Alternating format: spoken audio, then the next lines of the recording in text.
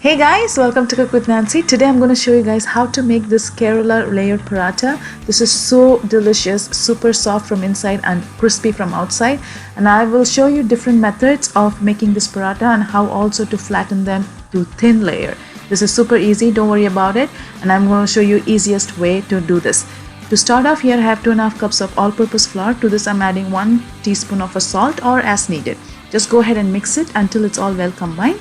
To this I'm going to add 1 large egg. The egg gives nice that color and flavor and the taste. It's beautiful. And now go ahead and mix it until it's not nice and flaky. To this I'm going to add warm water. I have half a cup of water, but I'm sure I'm not going to end up using all the water. Just add a little bit at a time and bring the dough together, same as we would do any other parathas. Now the dough has come together. I kneaded them around 1 minute. I'm going to add 1 teaspoon of ghee. You can add oil as well. Just go ahead and nicely combine the ghee with the dough and then place it in the bowl and let it rest at least for 3 to 4 hours, or longer is always better. Now I put the wet towel so that it doesn't dry out. Now as you can see, it has nicely softened up. As I press, it doesn't bounce back. This is exactly what we are looking for. I'm going to add a total of 4 to 5 tablespoons of ghee or oil as I'm kneading. As you need, just keep adding oil because this needs a lot of oil. Even if you want to add more oil than that, it's definitely good. Just go ahead and add. Knead them at least 2 to 3 minutes because the longer you knead, the softer the dough becomes. The softer it is, the better layers you get. Now I'm going to divide them into an equal part of a ball. You can divide them smaller if you want smaller paratha, or if you want a little thicker like mine, like I want to make more layers and a little thicker, so I'm going to add some medium size. And I'm going to use any flat kind of surface. First method I'm going to show you guys by using a flat surface.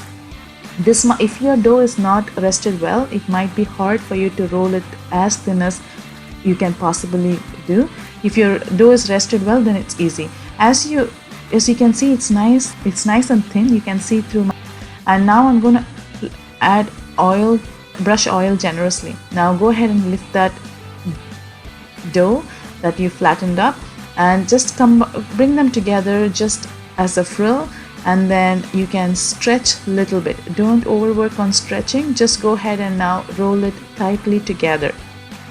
As you can see here, I'm just rolling it tightly, and then bring the edge to the center and just press it.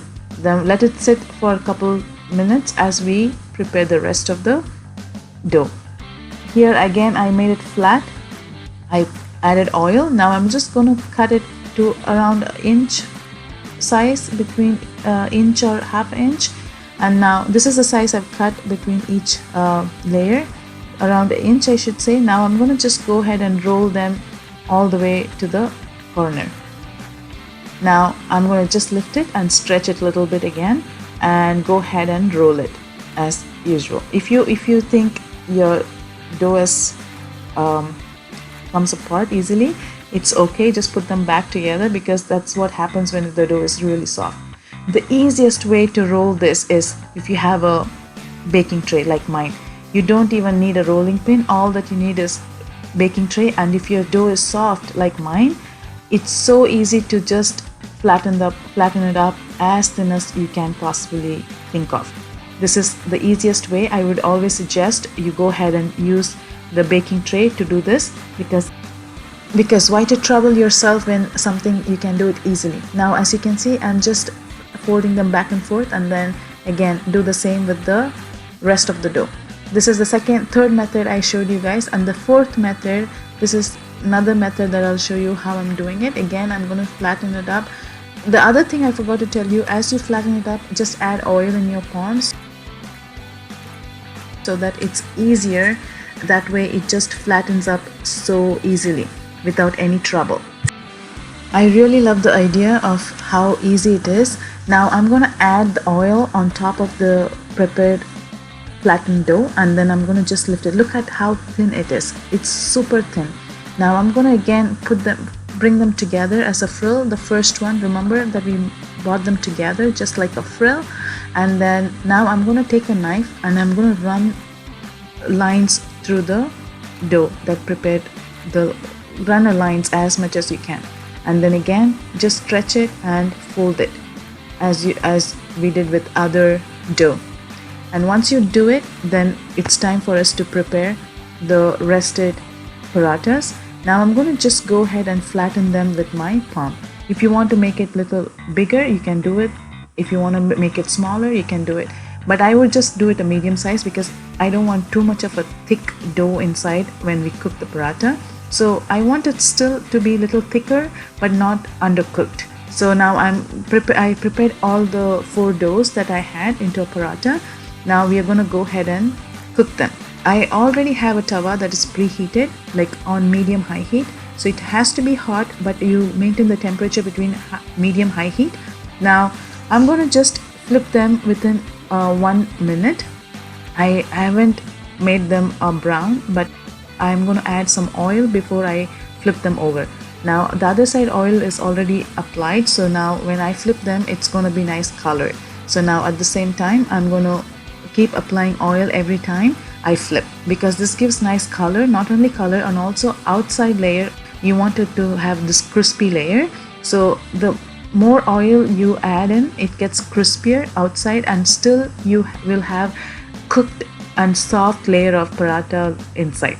So that's what we are looking for. As you flip them, just press it down so that it evenly cooks inside.